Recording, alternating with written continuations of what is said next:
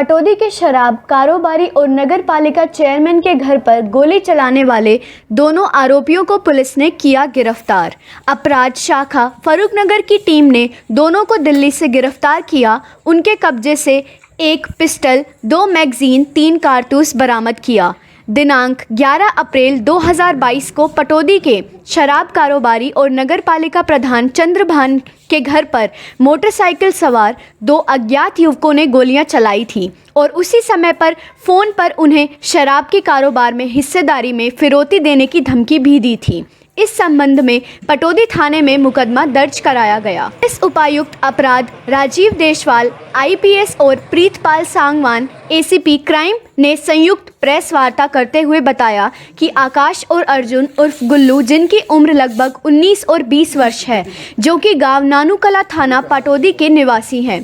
Police पूछताछ में इन्होंने बताया कि पीड़ित के शराब के कारोबार में हिस्सेदारी व फिरौती लेने तथा पटौदी फरूखनगर मानेसर गुरुग्राम क्षेत्र में अपना दबदबा बनाने के उद्देश्य अपने एक अन्य साथी के साथ मिलकर योजनाबद्ध तरीके से गोलीबारी की थी। दोनों ही आपराधिक प्रवृत्ति के हैं तथा इसी वर्ष माह फरवरी व मार्च में इनके विरुद्ध पटौदी थाने में मारपीट, लड़ाई झगड़े करने के 2 मुकदमे भी दर्ज हैं। पुलिस की माने तो यह दोनों ही डॉन बनना चाहते थे और इस प्रकार की गतिविधियों में संलिप्त हुए हैं। इन्हें अन्य साथियों के बारे में भी विस्तृत पूछताछ की जाएगी। पुलिस ने बताया कि गोलीबारी की इस वारदात के बाद दोनों राजस्थान चले गए थे, छिपने के उद्देश्य से दिल्ली आ गए थे। इस विषय पर विस्तृत जानकारी ACP क्राइम प्रीतपाल सिंह ने दी। सुनाई क्या कहा ACP क्राइम।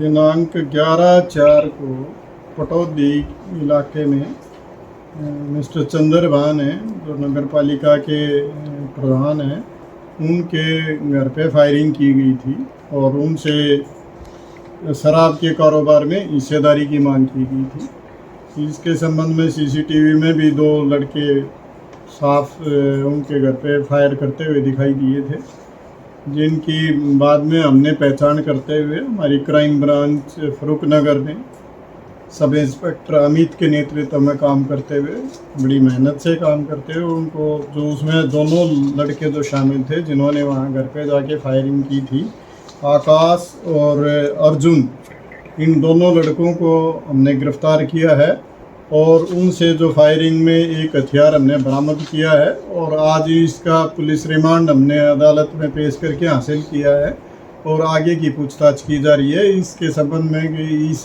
सारे प्रकरण में कौन कौन लोग शामिल रहे हैं और किस मंशा से इन्होंने काम किया, ये कुछ लोगों के संपर्क में था और ये दोनों लड़के भी अपने आप को बदमाश साबित करना चाह रहे थे। इस मंशा से इन्होंने अब तक की पूछताछ में बताया कि हमने ये फायरिंग की है, लेकिन फिर भी गहनता से अभी इन्वेस्टिगेशन की जा रही है और उसमें जो फैक्ट सामने आएंगे उसके अनुसार कार्रवाई की जाएगी।